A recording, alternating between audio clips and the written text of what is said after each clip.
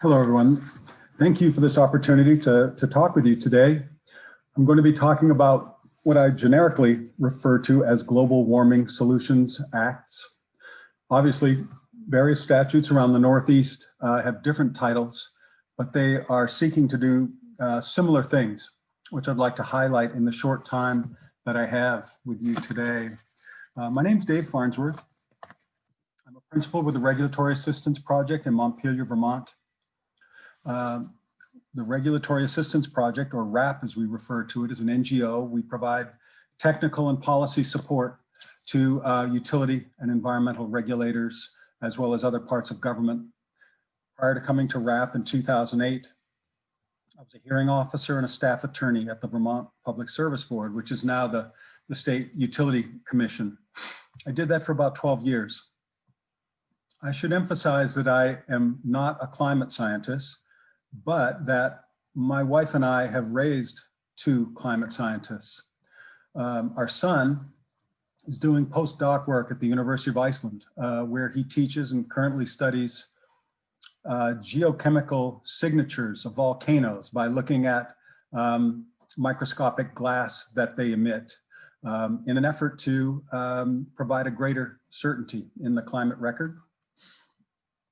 Our younger daughter is a climate scientist at the Army Corps of Engineers Cold Regions Lab in Hanover, New Hampshire, where she supports research being done in the Antarctic, and as well as research that she is doing in the Rocky Mountains on black carbon. So I'm not a climate scientist, but I read everything they produce and I read everything they suggest that I look over. And obviously stay on top of the popular literature like so many of us do. While I am not a scientist, climate policy is a key aspect of the work that I've been involved with over many years. And also in my work before the Regulatory Assistance Project, and since I've come to RAP, I work on electrification, I work on carbon markets, and more broadly on, and perhaps more fundamentally, on ensuring that there's equity and a just transition in our energy systems. And climate comes up as obviously one of the major factors over and over. I'd like to take several minutes to introduce this topic and then to talk briefly through some examples of global warming solutions acts that we see around the Northeast. First, I'd like to emphasize that the effects of climate change are measurable. And this 2016 EPA document points that out. Over on the right-hand side of your screen, essentially what we're looking at is the different metrics that EPA looks at has looked at in these indicators studies that is put out over the years. Of course, many of these effects have direct human connections. And in my view, it's the Global Warming Solutions Act that focus on those connections and are premised on those connections. It's the effects that climate is having on the states that is the issue, and less so the effect that little states might have on a global issue like climate. That seems to be the point here. So as we'll see, looking at the effects of climate change on one's economy is a gigantic job. It involves recognizing the effects that will be felt differently by different parts of members of our society. And Global Warming Solutions Acts, what they do is provide a framework for setting goals for information gathering and publicly exploring strategies to address these challenges. And the challenges come in several basic categories. Reducing greenhouse gases certainly is one of the categories, but it's also ensuring a just and an equitable transition and ensuring that the economy and the people in the state are able to adapt to the effects of climate change.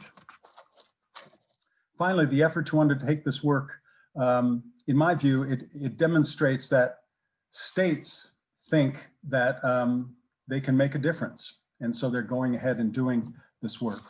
Let's look at the state of Massachusetts. The Massachusetts Global Warming Solutions Act back in 2008 directed the state's Executive Office of Energy and Environmental Affairs, the EEA, to establish goals. And you can see that they established goals for 2020, 2050. The EEA in turn developed advisory groups to focus on reducing greenhouse gas emissions and for developing strategies for adaptation to climate change. The work to be undertaken is often specified in significant detail here, and I provide you just a little bit of those examples here. Sets out requirements in the statute, sets out requirements for data gathering, emissions modeling, and to better understand the ability to meet those greenhouse gas reduction goals. The Massachusetts statute also provides a framework for complementary statutes and programs. Here, for example, you have a recognition that the marketplace and programs for delivering clean energy services like energy efficiency, demand response, renewable energy in Massachusetts needed to be improved. So along with the passage of the Global Warming Solutions Act in 2008, you see the passage of the Green Communities Act and the Green Communities Program statute to ensure that these complementary programs could contribute to what needed to be, what the Massachusetts legislature determined needed to be accomplished. Let's look now at the state of Maine. The state of Maine determined that climate change is an emergency. And within its constitutional language, and that it's immediately necessary to preserve peace, public health, safety. And as you can see, they adopted goals for 2030 and for 2050. Their statute created the Maine Climate Council, and it articulated the council's research role and advisory role. The Climate Council, in turn, has organized various subcommittees. As I mentioned, this is a very broad topic. Lots of detailed subcategories of inquiry are necessary to do a complete job. And so the Climate Council has established these subgroups to explore relevant topics associated with the council meeting its goals, including the development of a climate plan for the state of Maine.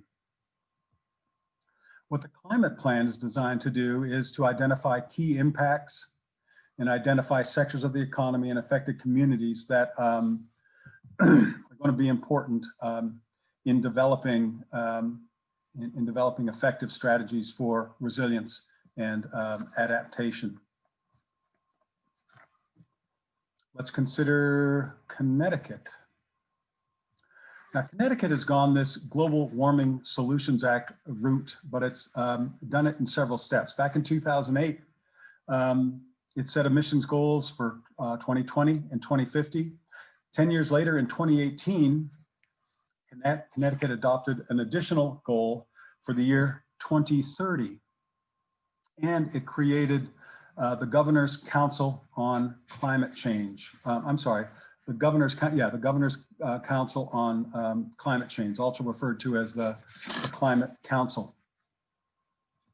Now, the Climate Council has a typical role that we see in other statutes: develop information, articulate economy-wide strategies for meeting the goals that the statute has identified.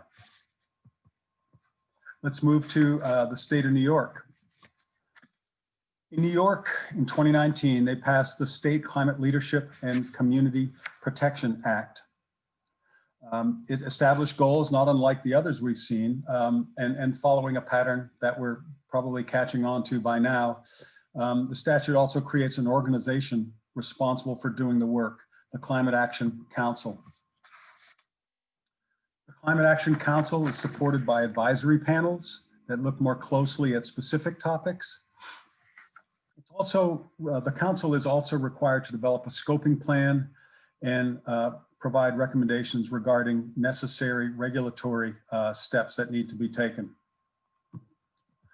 The council is also tasked with providing an emissions report every several years, every 2 years. And you can see some of the basic metrics for demonstrating progress towards those goals. Fossil fuel use by sector, information regarding fugitive emissions, emissions associated with generation of imported electricity. New York's environmental regulator has specific tasks also under this statute, developing an emissions registry, undertaking certain rulemakings, and coordinating with the Climate Council and with the Climate Justice Working Group to ensure that additional benefits are realized. For example, ensuring that equitable application of these rules is undertaken. Also in getting a sense of what sort of co-pollutants, what sort of effects that CO2 reductions, greenhouse gas reductions would have on co-pollutants.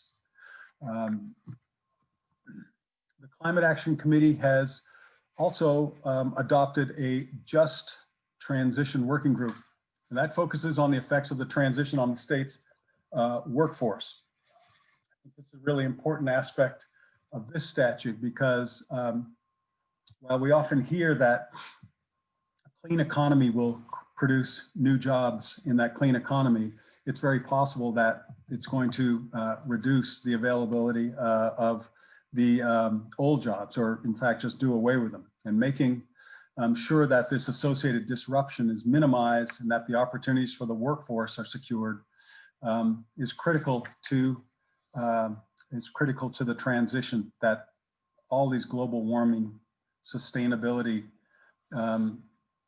acts have in common, solutions acts have in common. Let's take a look at the state of Vermont. The Vermont Global Warming Solutions Act was passed this month, September. And like other statutes, it sets goals and it, as you can see, for 2030, 2050, there's also an emphasis, as we've seen in other examples here, of not just emissions from in-state, but behavior in-state that will cause emissions elsewhere. There's a concern for that. The Vermont statute has a focus on state government. Often these programs are referred to as lead by example. In other words, state programs and state activities need to consider the greenhouse gas implications of their actions. The statute creates, as other states have done, an entity, the Vermont Climate Council, to be the clearinghouse for this work. It directs the council to be looking at not just greenhouse gas emissions, but also at resilience. The statute also requires the development of an action plan and a timeline for its development. So to summarize, you can see that from these 5 examples, the states are obviously taking this seriously. They're articulating emissions goals and strategies. They're keeping in mind the effects of climate change on the economy, more broadly speaking, but also on specific communities. And they're articulating transition and adaptation strategies for the economy as well as for specific communities. All of these examples assign responsibility to a specific entity. That entity is required to undertake planning and updating. It's not just a broad authorization to plan, but authorization that comes with numerous specifications. And these groups are, these entities are also required to develop strategies for achieving the goals that have been adopted in statute, the 2030, the 2050 goals. Finally, it's important to recognize, I think, that global warming solution statutes also create a framework for complementary statutes to support the goals and the work that's being done, that's being authorized under the global warming solution statutes themselves.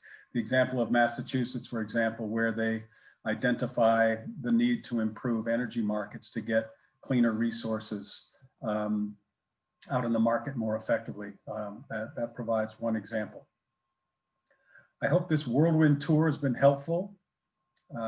Thank you again for the opportunity to present to you all today. And I look forward to virtual face-to-face discussion that we're going to have on October 1st. Thank you again. Hi, my name is Doria Brown. I'm the energy manager from Nashua, New Hampshire. I'm here to talk to you all a little bit about Nashua's sustainability goals when it comes to climate change and energy reduction. Nashua has been a leader in climate change and energy goals in New Hampshire since we enacted our 100% renewable energy goal by 2050 and our 20% reduction of greenhouse gases in our municipality by 2025. The city of Nashua is New Hampshire's second largest city with 87,000 residents. Our sustainability journey starts in 2017 when the city established an Environment and Energy Committee to research and recommend climate goals for the city. This committee is made up of a lot of members. You have one representative from the Board of Aldermen, you have 3 representatives from the community, 3 representatives from businesses, and a couple staffers. It's the diversity in this committee that allowed us to come up with sustainable, obtainable goals for our community.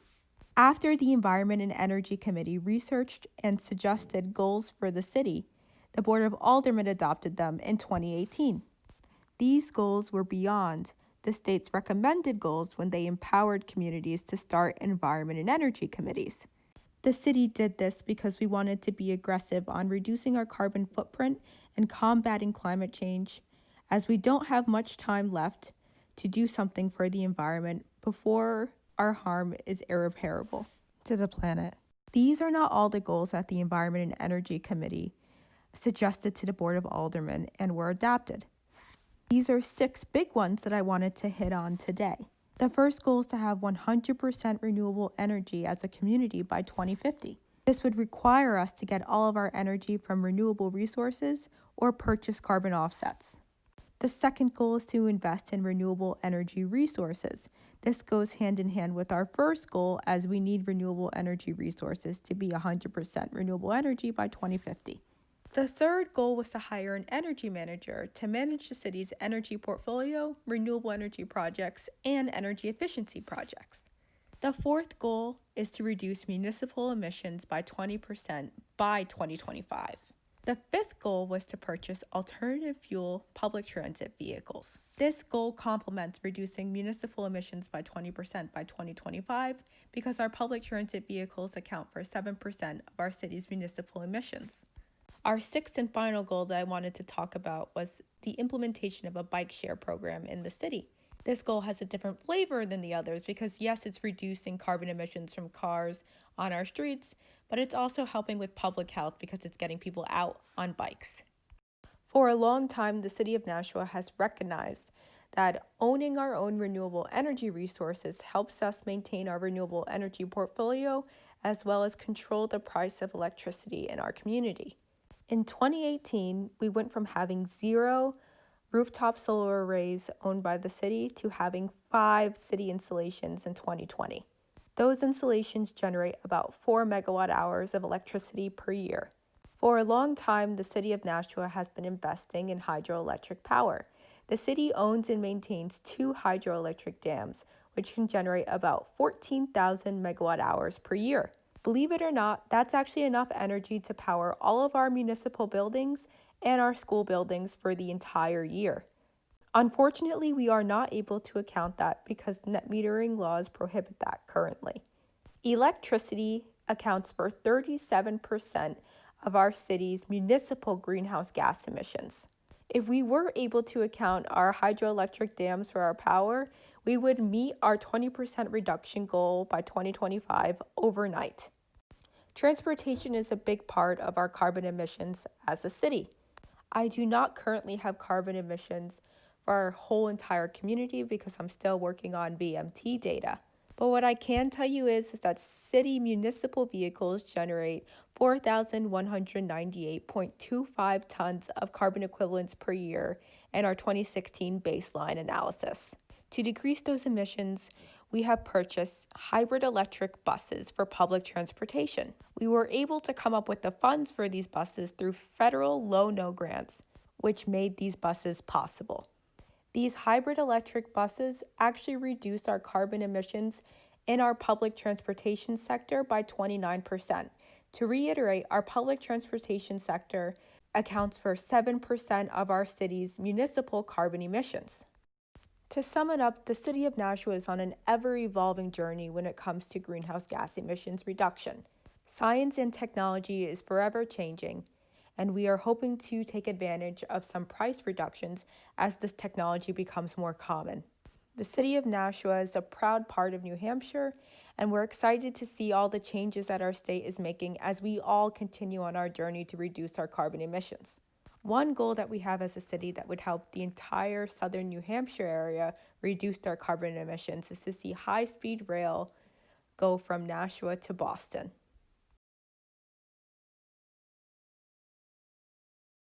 Good evening, members of the New Hampshire Emissions Commission.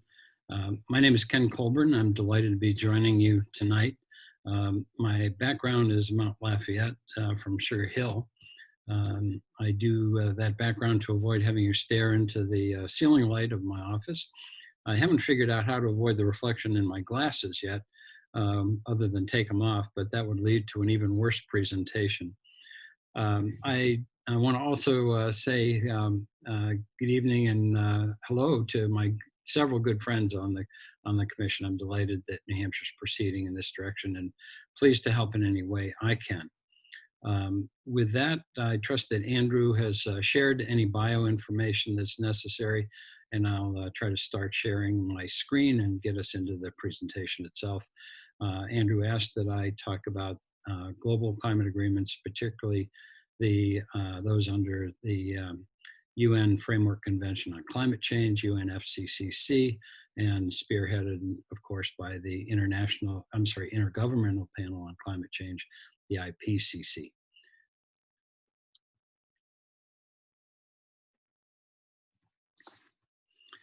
Okay, hope this is visible to all. Title slide. I want to start off with a little bit of statistics. There we go. Because I think that's important in terms of climate science, which is all grounded, of course, in probability and statistics, as is most science today, indeed most medicine and analytics and so forth. In those endeavors, we have normal distributions, which is to say the average clusters around a central mean. And applied to climate change, you see where it says previous climate in the middle of the graph there. What's happening under climate change is that mean temperatures, average temperatures, are shifting to a higher degree. And that is leading, not surprisingly, to more hot weather and indeed more record hot weather. It also creates less cold weather. There's less blue there, as you see. However, there's also increasing variance. There's greater uncertainty, greater variability. And the effect of that statistically is to squish down a normal distribution. So it's not all clustered around the average. Rather, it spreads out more, which is what you see with the line labeled new climate there. That has the effect in by itself of creating more hot weather, more record hot weather, but also creating more cold weather and more record cold weather. Taken together, an increase in the mean and the variance, what that means is there's much more hot weather and indeed more record hot weather. Whereas over on the cold side, it's about the same. There's not a lot of change over there. In fact, what has happened to us to date at about 1.1 degrees centigrade increase has put us beyond the previous range of human experience on Earth. So we're in new and uncharted territory, but that's how the statistics looks at the base. There's also probability, and probability hinges on the parts per million of carbon dioxide equivalents in the atmosphere in terms of judging what degree of temperature increase we're likely to see. The increases are driven by concentrations of carbon equivalents in the atmosphere, greenhouse gases, and those, of course, derive from emissions. 450 parts per million has been a fairly popular number in terms of policy discussions globally for some time.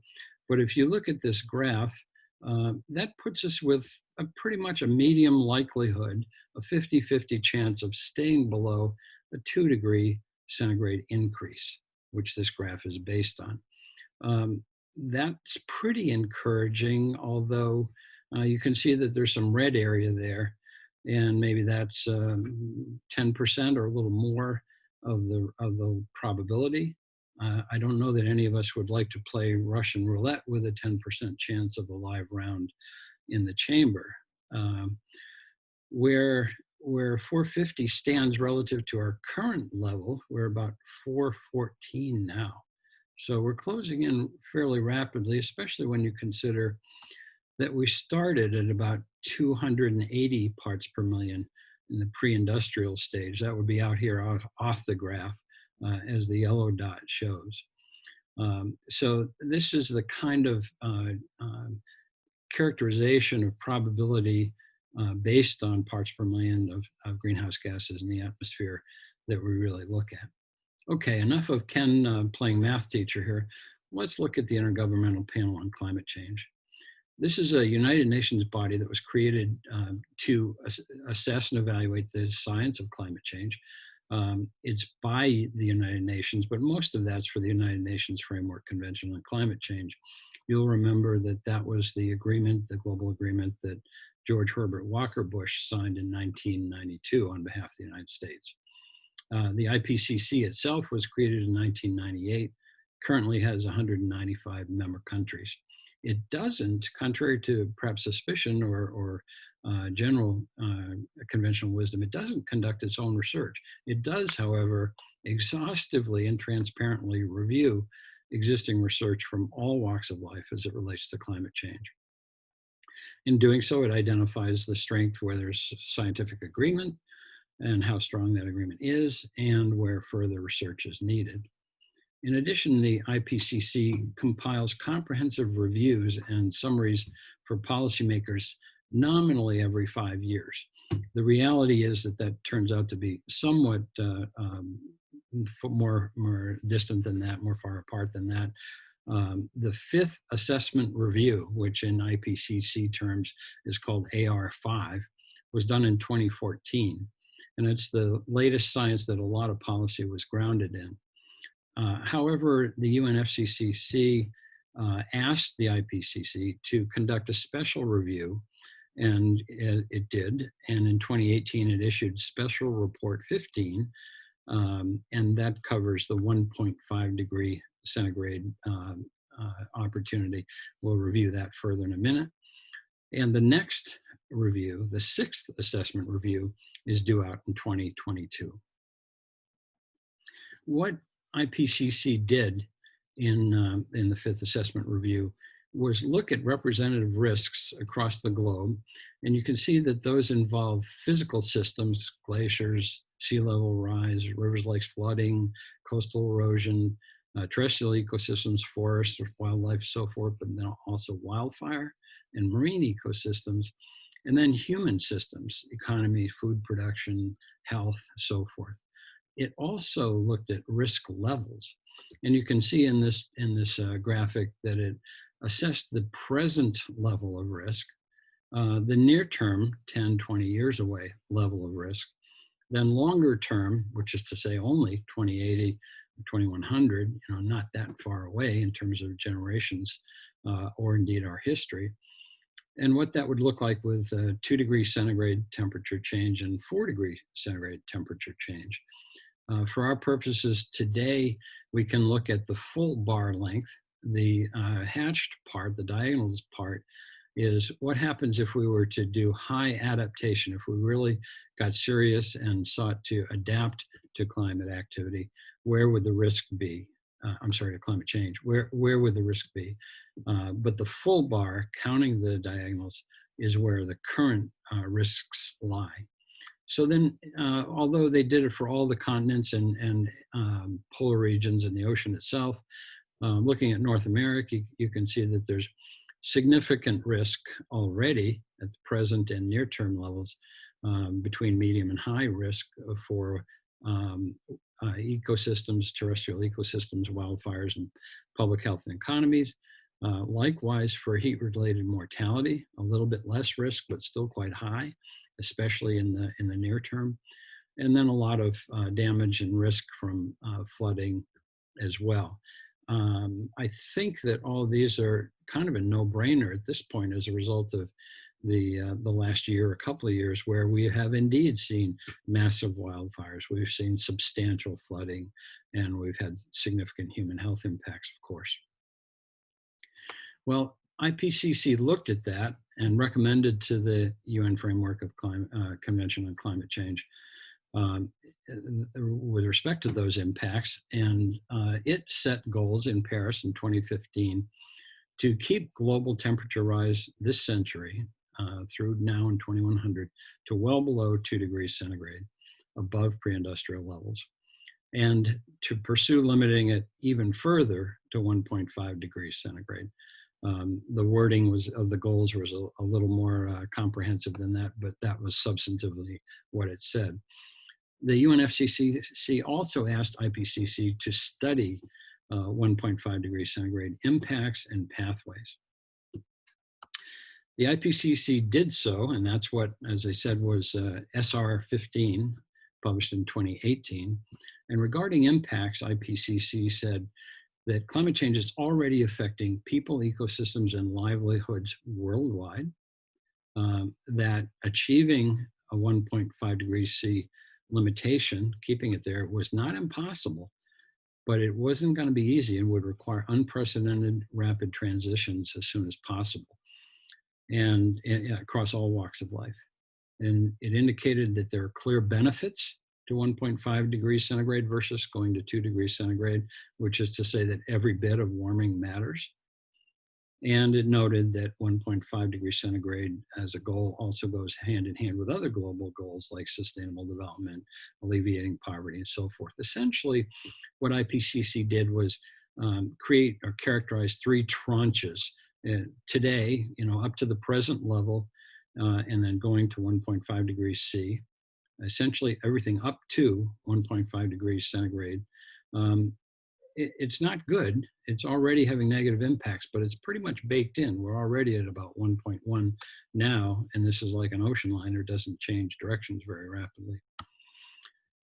But if we went to 2 degrees C, the tranche between 1.5 and 2, it would be significantly worse. We'd have many more wildfires and many significant extreme weather events leading to flooding and so forth. And then, of course, there's beyond 2 degrees C. It wasn't in the IPCC's charge from the UNFCCC to analyze that in this case, but essentially, I think we can simply say, don't go there. That's what IPCC came back with in terms of impacts. But what about pathways? This graph is a little complex, but it represents the IPCC's pathway results. The orange area reflects our emissions to date and their short-term projection forward over the next 20 years or so. The gray area, which is shown in a little error bar to the right, reflects reaching net zero emissions in 2055. Net zero is pretty serious as it sounds, although perhaps not quite as bad as it might be because, of course, to the extent that we have healthy forests, they're sequestering carbon, so that doesn't mean zero emissions. It means net zero emissions. We could do a little better than that, that is to say, have greater certainty and perhaps accomplish it a bit sooner if we pursued the blue path. That one maxes out at 1.5 degrees as opposed to a risk of 1.75 degrees centigrade. And that involves the graphs shown at the bottom in B and C, where CO2 emissions are reduced to net zero by 2040 rather than 2055. And that leads to cumulative emissions in the atmosphere, that's the parts per million that drives climate change, of significantly less, about 0.4 gigatons of carbon in the atmosphere less. The red area is actually a worse scenario, albeit one that's better than the default levels of emissions that we have experienced. And that's simply that in that case, whereas net emissions would be reduced by 2055 in the gray case, and non-CO2 radiative forces are reduced after 2030 to accomplish that gray case. Non-CO2, there's a lot of greenhouse gases other than CO2, but non-CO2, the principal one is methane. And you can see in graph D below that non-CO2 radiative forcing is about halved under that gray scenario. If we didn't do that, then of course, climate change would be greater, and that's what was reflected in that purple area. So this is what the IPCC offered the UN Framework Convention on Climate Change as pathways to get to or close to 1.5 degrees centigrade limit in climate change. That takes us to what I like to call the smoking graph, if you will, or smoker's graph, especially with respect to that upper right quadrant. Essentially, climate change is like smoking. There isn't a clear and bright line on where's the best place to start or stop. Instead, the more you smoke and the longer you smoke, the worse your health outcomes will be, in all likelihood, in probability, in the statistics that I mentioned.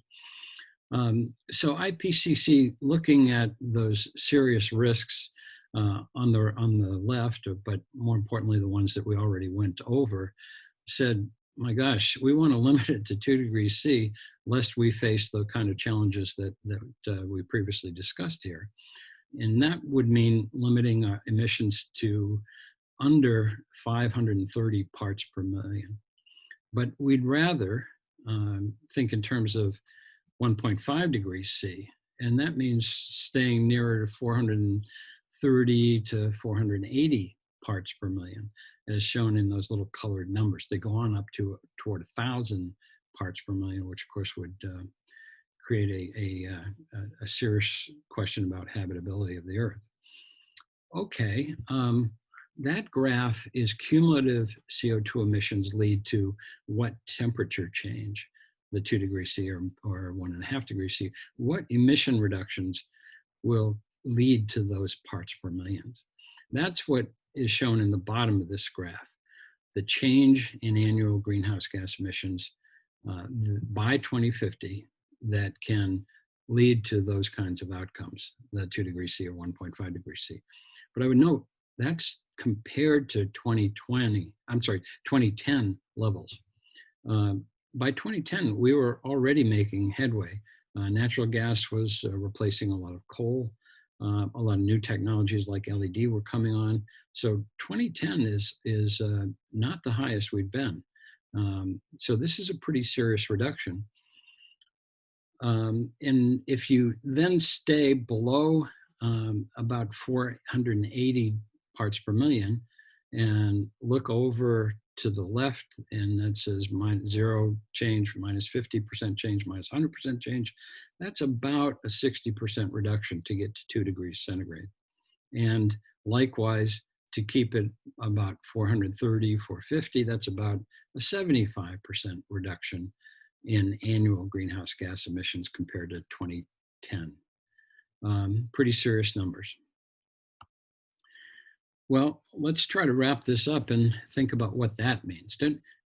Haven't we heard about reductions like more like 80% or greater than 80% or net zero by 2050? Yes, we have. We need to remember that the fifth assessment review was in 2014, and that the special report in 2015 for 1.5 degrees C that IPCC did actually said net zero was needed by 2050 or 2055. one of the characterizations or important characteristics of climate science is that scientists are finding impacts are hitting harder and hitting sooner than they said even a decade ago. I don't know what the cause of that is. I have an idea that scientists, as long as 20 and 30 years ago, were showing these kinds of impacts. But there are error bars, just like we showed in that pathways graph. And scientists were more apt to cite the lower end of the error bars, lest they look extremist or lunatic or alarmist. And of course, not everything comes in at the low end of the error bar in reality. And so no surprise that a number of results are actually higher than those low end of the error bars. I think when we see the 6th assessment review in 2022, that we can expect results that say we need bigger reductions and we need them sooner. So thinking in terms of the 80% by 2050, as many of you have heard, or even net zero by 2050 is not out of order. We also have to keep in mind there is lingering uncertainty. We don't know everything.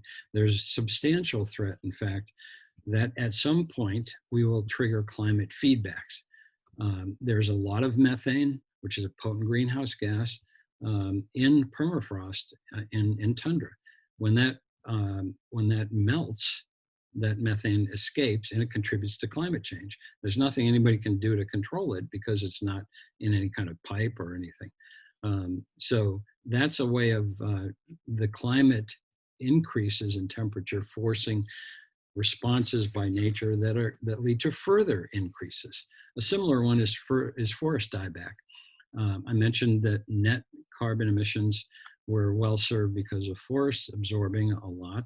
But if the forests die back, either due to weather changes or temperature and sustainability, then they won't be sequestering carbon. We won't have that net opportunity. Likewise, ocean circulation, that could be affected significantly. Imagine England or Europe without the Gulf Stream, be far more cold. Ice sheet collapses could lead to significant sea level rise changes. These are things we don't know when they may be triggered. It brings to mind Donald Rumsfeld's famous remarks about there being known knowns, that which we know, also known unknowns, that which we know we don't know, but then there also being unknown unknowns, the ones we don't know that we don't know. What haven't we even considered out of a lack of understanding that it is a risk? So I'll share 2 more thoughts and then wrap, those being both more mine than the IPCC's. But cost is always an issue, and it certainly will be in this case too. But it seems to me that we often face the circumstances where there's never the time and money to do things right, but then we end up having to do them over, and then it's not a question. So do we want to face that now, do emission reductions right, benefit our economy, buy insurance, if you will, and not have to pay for recovery, never mind how much additional suffering is involved in that? Or do we want to just risk all that and wait it out? I think it's not advisable, but this is a real question. It's not a question of paying or avoiding costs. It's a question of how and when and how much suffering is going to be associated with what you pay for when. And then finally, as we sit here in 2020, happily near the end of 2020, we are now living through a 1 degree centigrade warmer planet. And we are seeing these wildfires and these floods and these health burdens that have resulted. Imagine what a 2 degree centigrade world would be. To this time, we were thinking, yeah, what's another 1 or 2 degrees? I think that 2020 has taught us that 1 degree centigrade change in our planet's average temperature is a pretty significant event, and probably not one that we want to face a 2 degree or 3 degree or 4 degree change. Some scientists recently in a New York Times article characterized this as, don't think of this August as the warmest month in the last century. Think of it as the coolest month for the next century. Kind of a nice play on words, but pretty sobering when you reflect on that. Wow, I'm as cool as I'm going to be for the rest of my life. Maybe we better act quickly. And then they concluded that with another good characterization that because we're at 1 degree centigrade already, our choices now range from just bad ones, merely awful, to incomprehensibly horrible. The good news is that we still have choices, and it's incumbent on all of us, I think, to do as much as we can, which is not everything, which is not global, but it's as much as we can to exercise those choices in the right direction. Thank you so much for your time and attention, and I'd be glad to try to answer any questions if I can when Andrew says go. Thanks again.